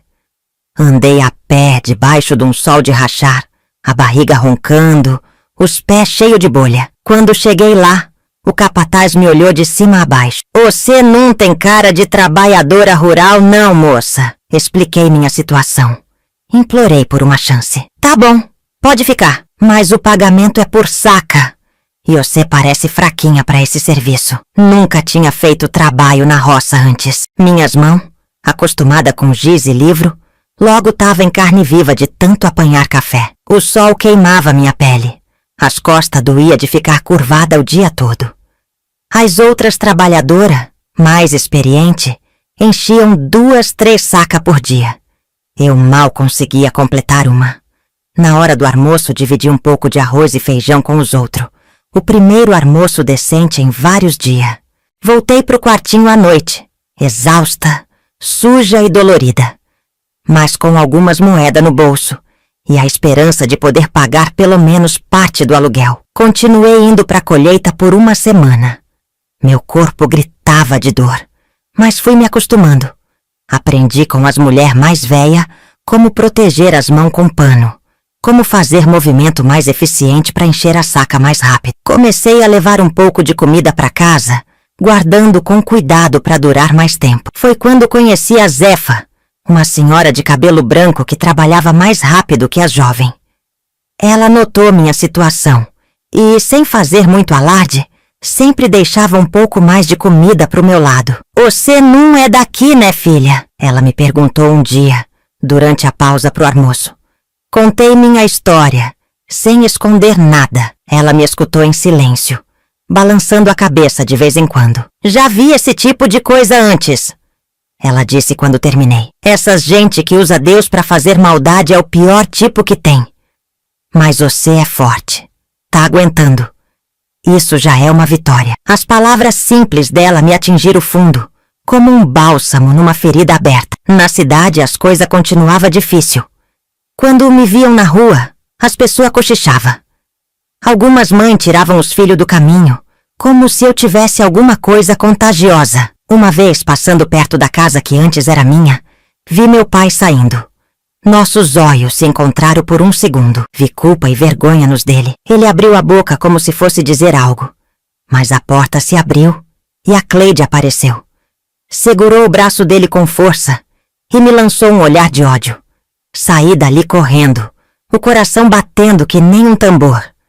Os dias virou semana, as semanas virou meses.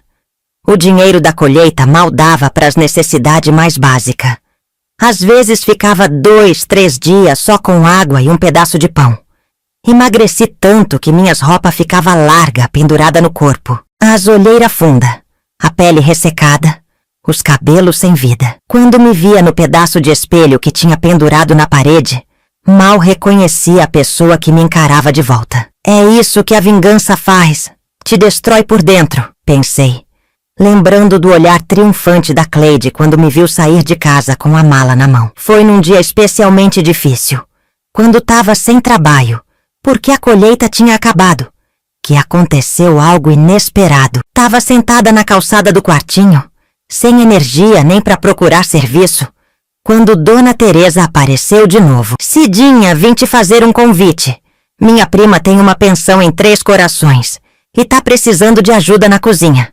Não paga muito, mas tem quarto e comida. Olhei para ela sem acreditar, achando que estava sonhando. Mas é em outra cidade, comentei, pensando no pouco que me restava em Lavras. Às vezes, filha, para recomeçar, é preciso deixar tudo para trás, ela respondeu com a sabedoria simples dos antigos. Naquela noite, deitada no escuro, pensei longamente na proposta. Ir embora significava deixar a cidade onde nasci, onde cresci, onde cada esquina guardava uma memória. Significava aceitar que tinha perdido meu pai para sempre. Mas também significava uma chance de recomeçar, longe dos cochichos, das portas fechadas, da sombra da Cleide. Que escolha eu tenho? Pensei. Ficar aqui é definhar aos poucos até desaparecer. Na manhã seguinte juntei o pouco que tinha. Algumas roupas, os livros que consegui salvar, a caixa com as fotos da minha mãe. E me preparei para partir. Antes de sair, fui até o cemitério para me despedir dela. Ajoelhei na frente do túmulo simples e chorei todas as lágrimas que ainda tinha. Mãe, não sei se a senhora pode me ver ou ouvir de onde tá, mas vou precisar da sua força agora. Vou ter que deixar tudo para trás e começar de novo. O ônibus para Três Corações saía ao meio-dia. Dona Teresa me acompanhou até a rodoviária, me deu um abraço apertado e um envelope com um pouco de dinheiro que juntou com outras vizinhas. É só um empurrãozinho, Cidinha, para você ter com que começar. Agradeci com o coração apertado, sabendo que aquele dinheiro provavelmente faria falta para elas também. Quando o ônibus começou a se afastar, olhei pela janela e vi Lavras ficando para trás. As torres da igreja matriz, as montanhas ao redor, a praça onde um dia brinquei feliz com meu pai. Sentei de novo e abracei a malinha surrada contra o peito. Tava indo embora da minha cidade com menos do que tinha chegado ao mundo. Sem família, quase sem pertence, com a saúde abalada pela fome e pelo sofrimento. Mas levava comigo uma coisa que a Cleide não conseguiu tirar, apesar de todo o seu esforço. A vontade de sobreviver, de seguir em frente, de provar que eu valia mais do que todas as humilhações que sofri. O ônibus seguia pela estrada esburacada, balançando de um lado para o outro. Uma senhora sentada do meu lado notou minhas lágrimas silenciosa e ofereceu um lenço. Vai melhorar, filha, ela disse, sem saber de nada da minha vida, mas reconhecendo a dor nos meus olhos. Depois da tempestade, o sol sempre aparece. Forcei um sorrisinho e agradeci, querendo acreditar que ela estava certa. Naquele momento, com a cidade que me viu nascer sumindo na distância, eu não tinha como saber que aquela viagem de ônibus era, na verdade, o primeiro passo na longa estrada da minha recuperação, que o pior já tinha passado, mesmo que a cicatriz fosse me acompanhar para sempre. Cheguei em Três Corações com o corpo cansado e o coração pesado. A rodoviária era maior que a de Lavras, cheia de gente apressada que nem me notava. Fiquei ali parada com minha malinha sem saber direito para onde ir. Tinha o endereço da pensão da prima da Dona Teresa num papelzinho amassado no bolso, mas não conhecia nada da cidade. Criei coragem e perguntei para um rapaz que varria o chão como chegava lá. Ele me explicou meio rápido, mas entendi que tinha que pegar um ônibus. Quando finalmente encontrei a pensão, já estava escurecendo. Era uma casa grande, antiga, com uma plaquinha desbotada na frente. Pensão Nossa Senhora Aparecida. Quartos e refeições. O coração deu um pulo quando li o nome, igual ao meu. Tomei isso como um sinalzinho de esperança. Bati na porta, nervosa, segurando firme a carta que Dona Teresa tinha me dado para entregar para a prima dela. Dona Lourdes, a dona da pensão, era uma senhora gorda de cabelo grisalho e jeito decidido. Leu a carta, me olhou de cima a baixo e soltou um suspiro. Minha prima sempre foi de ajudar os outros, ela disse, me convidando para entrar. Então você sabe cozinhar? Respondi que sabia o básico, que tinha aprendido com meu pai. Vai ter que aprender mais, e rápido. Tenho 8 pensionistas que paga para comer bem. Não posso ter comida ruim na minha pensão. O quarto que ela me deu era pequeno, no fundo da casa, ao lado da cozinha. Tinha uma caminha, um armário velho e uma cadeira. Mas era limpo, sem rato. E a cama tinha lençol e travesseiro. Luxo que não tinha no quartinho de Lavras. Você começa amanhã cedo, disse Dona Lourdes. O café sai às 6. Os homens vão pro serviço às 7. Antes de sair, ela parou na porta. Não sei direito o que aconteceu com você, mas já vi esse olhar antes. Olhar de quem tá começando do zero. Aqui ninguém vai te julgar, mas também não espere moleza. Dormi aquela noite como não dormia há meses. A sensação de estar num lugar seguro, com um teto garantido e a promessa de comida no dia seguinte, era um alívio tão grande que relaxei pela primeira vez desde que saí de casa. Sonhei com minha mãe, que me sorria e dizia coisas que não conseguia entender, mas que me confortava mesmo assim. A rotina na pensão era puxada.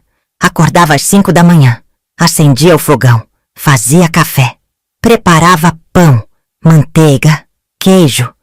Depois do café dos pensionistas, limpava tudo e já começava a preparar o almoço. Dona Lourdes me ensinava que às vezes com impaciência, às vezes com uma bondade disfarçada. Assim não, menina. Feijão precisa de tempo no fogo. E põe mais alho. Homem que trabalha pesado, gosta de comida com gosto. No começo, minhas mãos desacostumadas com o serviço pesado da cozinha, vivia cheia de queimadura e corte. Meu corpo, já fraco dos meses de privação em Lavras, doía com o esforço constante.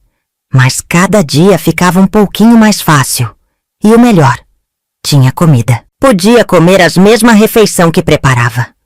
Aos poucos, fui ganhando de volta um pouco do peso que tinha perdido. As olheiras foi diminuindo, a cor voltou ao rosto. Os pensionistas eram na maioria homem que trabalhava na fábrica de calçado ou na construção. Homem simples, trabalhador, que chegava cansado querendo só comida boa e uma cama limpa. No início, eles me olhavam com desconfiança. Uma estranha, magrela, de olhar assustado. Mas quando comecei a caprichar na comida, aprendendo com Dona Lourdes o segredo da cozinha mineira de raiz, eles foram se aproximando. A comida da Cidinha tá melhor que a sua, Dona Lourdes! Brincava seu Antero, um senhor de 60 anos que trabalhava como vigia noturno.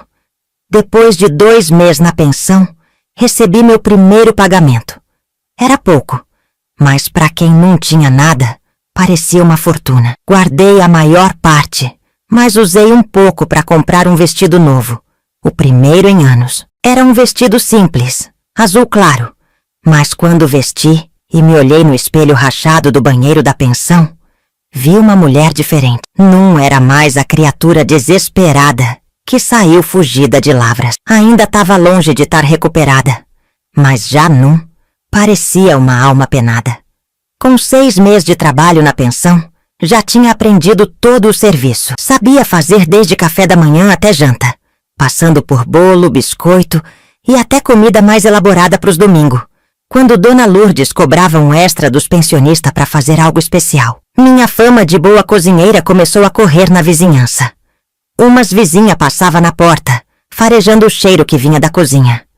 Dona Lourdes, o que tem pro almoço hoje que tá cheirando tão bem? Foi assim que surgiu a primeira oportunidade de ganhar um extra. Uma vizinha, Dona Marlene, veio perguntar se eu podia fazer uns doces pra festa de aniversário da filha dela. Pago direitinho, ela garantiu. Conversei com Dona Lourdes, que deu permissão desde que não atrapalhasse o serviço da pensão. Passei a noite fazendo doce, cajuzinho, beijinho, bala de coco. Entreguei tudo na manhã seguinte, nervosa, com medo que não tivesse ficado bom. 2 dias depois, Dona Marlene voltou. Cidinha, que mão boa você tem! Todo mundo perguntou quem fez os doces. A partir daí, comecei a receber mais encomenda. Doce para aniversário, bolo para festa, biscoito para fim de semana. Trabalhava dobrado. De dia na pensão, de noite nas encomendas. Tava cansada, mas era um cansaço diferente do que sentia em Lavras. Era cansaço de quem tá construindo alguma coisa, não de quem tá só sobrevivendo. E cada moedinha que eu guardava me dava um sentimento novo. Independência. Quando completei 1 ano em Três Corações, já tinha mudado muito. Meu corpo tinha voltado ao normal, meu cabelo brilhava de novo. Tinha comprado umas roupas decentes. Mais importante que isso, tinha recuperado um pouco da dignidade. As pessoas me cumprimentavam na rua. Os vizinhos me respeitavam. Os pensionistas me tratavam bem. Ninguém sabia em detalhes o que tinha acontecido comigo antes. E eu preferia assim. Aqui, eu era só a Cidinha, a boa cozinheira da pensão da Dona Lourdes. Um dia recebi uma carta de Dona Teresa. Abri com mão trêmula. Era a primeira notícia de Lavras desde que saí. Ela contava que meu pai tinha adoecido, que estava fraco e abatido. A Cleide continuava com suas reuniões de oração. Mas agora menos gente ia. Algumas pessoas da cidade tinham começado a desconfiar dela, principalmente depois que ela tentou tomar a casa de uma viúva idosa, usando os mesmos métodos que usou comigo. A carta terminava com palavras que me deixou com o coração apertado. Seu pai perguntou por você outro dia, quando cruzamos na rua. A Cleide não estava junto. O zóio dele estava cheio de tristeza, Cidinha. Aquela carta me deixou perturbada por dias. Uma parte de mim queria voltar correndo, ver meu pai, tentar uma reconciliação. Outra parte lembrava da humilhação, da dor, da fome, e se recusava a dar um passo na direção de Lavras. Conversei com Dona Lourdes, que ouviu tudo em silêncio, fumando seu cigarro de palha. Cidinha, ela disse depois, a gente não escolhe a família que tem, mas escolhe o que fazer com o que ela nos fez. Você tá construindo seu caminho aqui. Não deixe o passado te puxar de volta para baixo. Decidi não voltar, pelo menos não naquele momento. Em vez disso, mandei uma carta curta para Dona Teresa, pedindo que ela dissesse ao meu pai que eu estava bem, que tinha encontrado um lugar e um trabalho. Não mandei endereço nem mais detalhe. Ainda não estava pronta para reabrir aquela ferida completamente.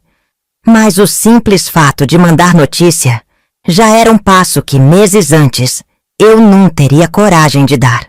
Com o dinheiro das encomendas somado ao pouco que recebia da pensão, consegui juntar uma quantia que nunca imaginei ter. Não era muito, mas representava suor, dedicação e principalmente minha capacidade de sobreviver sem depender de ninguém. Dona Lourdes notou que eu guardava cada moeda com cuidado. O que você pretende fazer com esse dinheiro, menina? Perguntou um dia, enquanto me ajudava a contar o pagamento de mais uma encomenda grande. Hesitei antes de responder. Quero ter meu próprio lugar um dia, Dona Lourdes. Um cantinho que ninguém possa me tirar. A oportunidade surgiu quando menos esperava. Um dos pensionistas, seu Geraldo, comentou durante o jantar que ia se mudar para São Paulo, onde o filho tinha arrumado emprego melhor para ele. E a quitandinha? Vai fechar? Perguntou outro pensionista. Vou vender, respondeu seu Geraldo. É pequena, mas dá para tirar um sustento bom. O problema é achar quem queira comprar nessa região. Naquela noite, não consegui dormir. A ideia ficava martelando na minha cabeça. Uma quitanda, um lugar onde eu podia usar o que tinha aprendido, fazer o que gostava, ter meu próprio negócio. Seria um recomeço completo. De manhã criei coragem e perguntei a seu Geraldo quanto ele queria pela quitanda. Quando ele falou o preço, meu coração afundou. Era mais do que eu tinha conseguido juntar. Bem mais. Contei para Dona Lourdes, desanimada. Ela ficou em silêncio pensando.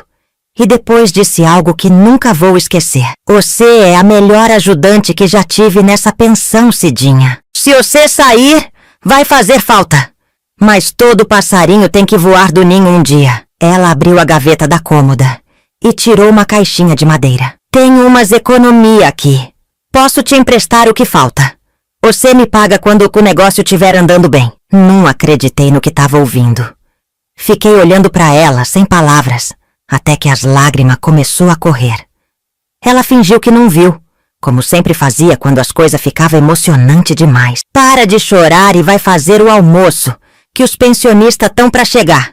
Depois você vai falar com o seu Geraldo para acertar o negócio. Assim, com minha economia e o empréstimo da Dona Lourdes, comprei a quitandinha do seu Geraldo. Era um espaço pequeno, no final da rua principal, com uma porta e uma janela na frente, um balcão de madeira gasta e prateleiras nas paredes. Nos fundos tinha uma cozinha pequena com um fogão a lenha. Não era grande coisa. Mas quando o seu Geraldo me entregou a chave, senti como se tivesse me entregando a chave da minha vida de volta. Trabalhei dia e noite para deixar o lugar do meu jeito, antes de abrir. Limpei, organizei, pintei, arrumei. Comprei ingrediente, planejei o que ia vender, fiz cartazinha anunciando a inauguração. Quando tudo estava pronto, fiquei olhando para o pequeno espaço, mal acreditando que tinha chegado até ali. Da menina desesperada que saiu de Lavras com uma mala na mão, sem ter para onde ir, até a mulher que agora tinha seu próprio negócio. A estrada tinha sido longa e dolorosa, mas cada passo tinha me levado a esse momento. Na véspera da inauguração, Dona Lourdes apareceu com um presente. Uma placa de madeira entalhada com o nome que eu tinha escolhido para a quitanda. Doces Lembranças. Era mais que um nome de negócio. Era um lembrete de que, mesmo na situação mais amarga da vida, a gente pode encontrar doçura, se tiver força para continuar. Pendurei a placa na entrada, com orgulho no coração e lágrima nos olhos. Não era mais apenas sobrevivendo. Finalmente, depois de tanto tempo, eu estava vivendo de novo. A quitanda Doces Lembranças abriu numa manhã de sábado, com o sol entrando pela janela e iluminando o balcão cheio de broa de fubá, biscoito de polvilho, pão de queijo, bolo de milho, doce de leite, cocada e mais um tanto de guloseima que passei a noite inteira preparando. Coloquei umas florzinhas num vasinho, varri a calçada e abri a porta com o coração batendo forte. Não sabia se as pessoas iam gostar, se ia ter cliente, se ia dar certo. Naquele momento me senti pequenininha de novo, como se tivesse voltado a ser criança dando os primeiros passos. A primeira cliente foi Dona Jandira, uma senhora que morava perto da pensão e já tinha provado meus doces em alguma encomenda. Vim ver se na quitanda é tão bom quanto nas festas. Ela disse, sorrindo e olhando tudo com curiosidade. Comprou de um pedaço de bolo de fubá e comeu ali mesmo, na minha frente. Tá aprovado, menina. Vou espalhar pras minhas amigas que aqui tem comida boa. E foi assim que começou. Uma pessoa contando pra outra, um comentário aqui, um elogio ali, e logo minha quitandinha já tinha freguesia certa. Os primeiros meses foram difíceis, mesmo com os clientes aumentando. Tinha dia que sobrava coisa e eu ficava preocupada com o desperdício. Outros dias faltava e eu perdia a venda. Aos poucos fui aprendendo a calcular melhor, a entender o que vendia mais em cada dia da semana. Domingo era dia de pão de queijo fresquinho. Segunda tinha que ter bolo simples para o pessoal levar para o serviço. Sexta as pessoas gostavam de comprar doce para fim de semana. Cada dia tinha seu ritmo e fui pegando o jeito. Trabalhava muito. Acordava às 4 da manhã para começar a assar, passava o dia atendendo, fechava a quitanda às 7 da noite e ainda ficava mais hora preparando massa para deixar pronta para o outro dia. Dormia caindo de cansaço, mas era um cansaço diferente daquele dos tempos de miséria. Era cansaço com propósito, com recompensa. Cada moeda que entrava no caixinha, cada sorriso de cliente satisfeito, era a prova de que eu estava no caminho certo. O primeiro ano foi só trabalhando e juntando dinheiro. Vivia num quartinho atrás da quitanda mesmo, pequeno, mas limpinho, e guardava quase tudo que ganhava. Primeiro para pagar Dona Lourdes o dinheiro que ela me emprestou. Depois porque tinha um sonho crescendo no meu coração. Comprar um pedacinho de terra, construir uma casinha que fosse só minha. Lembrava da dor de ser expulsa da casa onde cresci e jurava para mim mesma que um dia ia ter um lugar que ninguém no mundo pudesse me tirar. A fama dos meus doces logo passou dos limites de 3 Corações. Começou a vir gente de cidade vizinha para comprar. Um dia apareceu uma moça elegante na quitanda. Ela provou meus doces, fez muita pergunta e depois me contou que estava organizando o casamento de gente rica em Caxambu e queria encomendar doce fino. Mas tem que ser coisa boa, coisa chique. Ela avisou. Fiquei com medo de não dar conta, mas aceitei o desafio. Passei noite pesquisando em revista, tentando fazer coisa mais sofisticada. Quando entreguei, ela ficou tão satisfeita que logo veio mais encomenda. As festas de gente rica abriu outro mundo para mim. Comecei a fazer doce que nem sabia que existia. Aprendi a decorar com capricho, a fazer apresentação bonita. Com o tempo passei a ser conhecida como a doceira das festas finas. Um título que me dava um orgulho bobo, considerando que poucos anos atrás eu estava passando fome nas ruas de Lavras. Quando me olhava no espelho, às vezes custava acreditar na transformação. Não era só o corpo que tinha mudado. Era o olhar, mais firme, mais confiante. Com 3 anos de quitanda, consegui juntar dinheiro suficiente para o meu sonho. Comprei um terreno pequeno na saída da cidade, onde as casas eram mais baratas. Contratei seu Juvenal, um pedreiro aposentado que frequentava a quitanda, para construir uma casinha simples. Sala, cozinha, 2 quartos, banheiro. Nada luxuoso, mas bem feito, e principalmente meu. Ajudei na obra sempre que podia, carregando tijolo, servindo massa, pintando parede. Cada pingo de suor que caía naquele chão era como uma gota de alegria. O dia que me mudei para minha casa própria foi um dos mais felizes da minha vida. Tava uma casinha ainda crua, com pouco móvel, mas era minha. Coloquei a escritura numa moldura simples e pendurei na parede da sala. Às vezes de noite ficava olhando para aquele papel, passando os dedos sobre meu nome escrito ali, dona daquele pedacinho do mundo. Aparecida dos Santos, proprietária, palavra que, anos atrás, parecia impossível de estar junto do meu nome. A vida seguia seu curso. A quitanda ia bem, a casa estava cada dia mais arrumadinha. Eu fazia minhas economias, mas tinha um vazio que nenhum sucesso material conseguia preencher. A solidão começou a pesar. Não tinha família. Amigo era mais conhecido de balcão que amigo mesmo. E passava tanto tempo trabalhando que mal tinha vida fora da quitanda. Foi quando Dona Lourdes, que sempre me visitava, comentou: "Cidinha, você trabalha demais. Precisa arranjar ajudante, senão vai acabar doente." Não queria contratar ninguém. Tinha medo de confiar, de deixar outra pessoa mexer no que era meu, de ser roubada, traída. Os fantasmas do passado ainda assombrava. Mas Dona Lourdes insistiu tanto que acabei concordando. "Conheço uma menina", ela disse, "filha de uma comadre minha que faleceu. A pobrezinha tá precisando muito de serviço." No dia seguinte trouxe a tal menina na quitanda. Se chamava Rosa, tinha 16 anos. Era magrinha, de olhar assustado e jeito tímido. Quando olhei para ela, vi um pouco de mim mesma de anos atrás. Rosa começou a trabalhar comigo.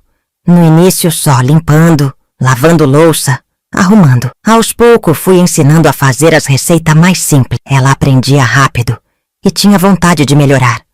A menina morava com uma tia que não tratava ela bem e muitas vezes chegava com marca de choro no rosto. Um dia ela me contou que a tia queria que ela largasse o serviço para cuidar dos primos pequenos, sem ganhar nada. Não quero sair daqui, dona Cida. É o único lugar que me sinto bem. Aquela conversa mexeu comigo. Me vi de novo nela, no desamparo, no medo de perder o pouco que tinha conquistado. Sem pensar muito, ofereci. Rosa, tem um quarto sobrando na minha casa. Se você quiser, pode morar lá.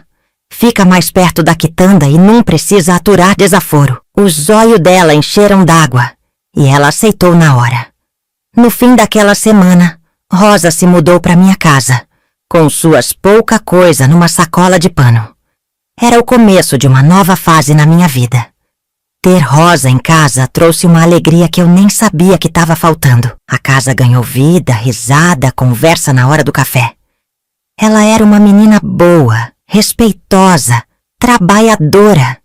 Em troca de casa e comida, além do pequeno salário que eu pagava, ela me ajudava em tudo, na quitanda e em casa. Aos poucos ela foi se tornando mais que uma ajudante. Era quase uma filha postiça. Quando ia dormir e ouvia ela cantarolando no quarto do lado, sentia uma paz que nunca pensei que ia encontrar depois de tudo que passei. Com Rosa me ajudando na quitanda, pude começar a fazer outra coisa que tinha vontade há tempo.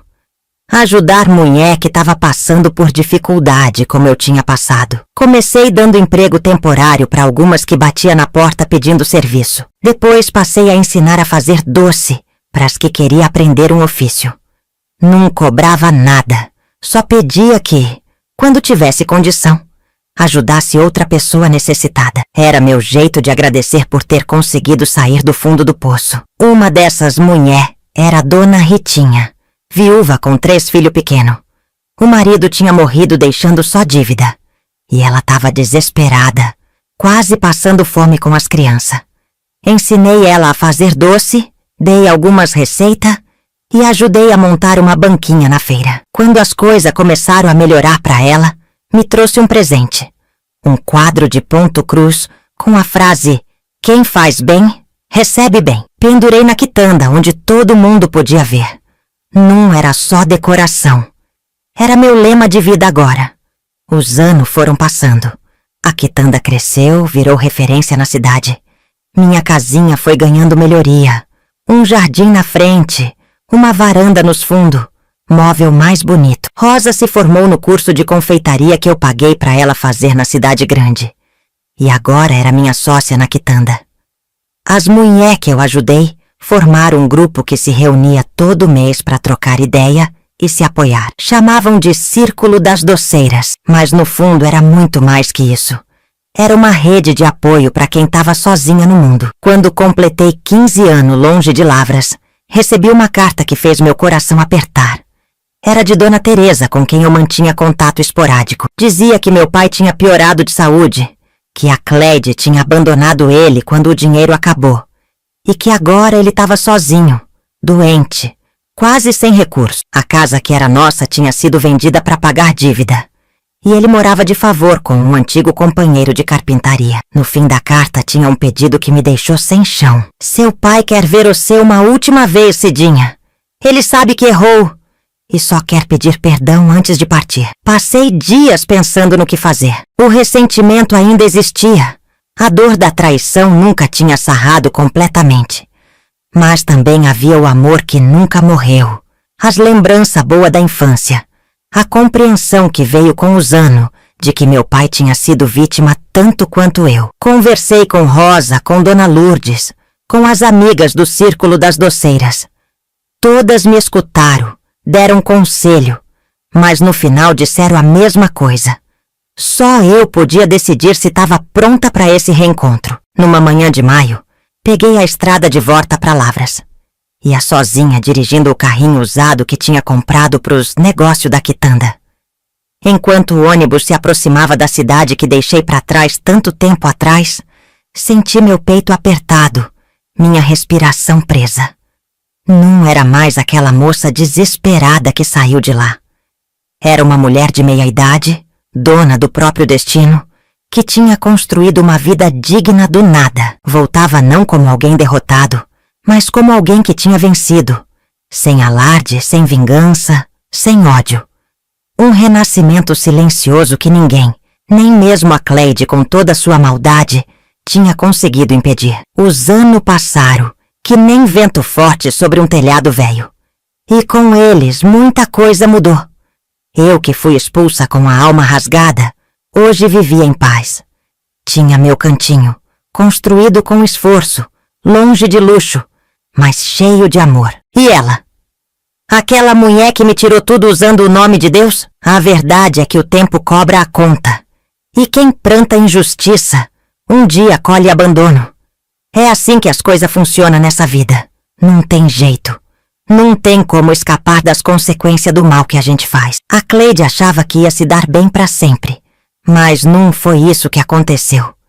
Fiquei sabendo pelas vizinhas que a madrasta tinha sido afastada da igreja. Descobriram que ela desviava dízimo e usava as doações dos fiel para comprar joia e roupa fina. A santa de fachada tinha mostrado o chifre, e o povo que antes elogiava ela nos cultos, agora virava a cara quando ela passava na rua. Não tinha mais quem respeitasse ela. Meu pai começou a definhar. Me contaram que ele já não falava coisa com coisa, que ficava olhando pro nada, murmurando o nome do passado. Tentei visitar ele. Queria olhar nos olhos dele uma última vez, mesmo depois de tudo. Mas ela não deixou. Disse que ele não queria me ver, que eu era causa de sofrimento. Até no fim ela quis controlar tudo. E foi assim que soube da morte dele. Por um bilhete deixado na minha caixa de correio. Nenhum convite pro enterro. Nenhuma despedida. Só a notícia seca. Meu pai tinha partido desse mundo. Chorei a noite toda, sozinha no meu quarto, lembrando do homem que ele era antes dela entrar na nossa vida. Fui no enterro mesmo assim. Fiquei de longe. Não queria tumulto, nem fazer cena. Apenas precisava estar ali. Ver com meus próprios olhos aquele homem que um dia me chamou de Fia ser levado pela última vez. No caixão ele parecia pequeno, vazio, quase irreconhecível. Não era mais aquele homem forte que me carregava nos ombros quando eu era menina. Não tinha quase ninguém no enterro, nenhum vizinho, nenhum irmão de fé, nem a própria família dela apareceu. Só o coveiro e uma funcionária do cartório. E eu, atrás da cerca, com os olhos molhados e o coração calado. Que triste fim para um homem que um dia foi tão querido na cidade, tão respeitado por seu trabalho honesto. Depois da morte dele, ela ficou sozinha naquela casa grande. O povo dizia que ninguém queria nem passar na calçada da frente. As dívidas chegaram. Ela teve que vender tudo. A casa, os móveis, até os anel dos dedos. Aquela que tanto me humilhou, agora estava passando por humilhação também. Foi parar num asilo público, num canto esquecido da cidade. Uma senhora de olhar perdido, sentada num banco de concreto, sem ninguém para segurar a mão dela. Um dia soube que ela também morreu. Numa madrugada fria, sem abraço, sem oração, sem nome lembrado no culto. Sozinha, do mesmo jeito que ela deixou tanta gente. Me disseram que encontraram a Bíblia dela aberta no colo, no Salmo 37. Não te indigne por causa dos malfeitores. Não sei se é verdade ou se foi a história que inventaram para dar um fim mais digno. Mas achei que tinha um quê de justiça nessa imagem. Naquela noite fechei os olhos e agradeci. Não era por vingança, mas porque compreendi finalmente que a justiça de Deus é silenciosa, mas não falha, e que o tempo é o juiz mais sábio que existe. A gente não precisa levantar a mão contra ninguém. A vida mesmo se encarrega de cobrar. Hoje, com meus 74 anos, Olho para trás sem raiva no coração. Tenho minha paz.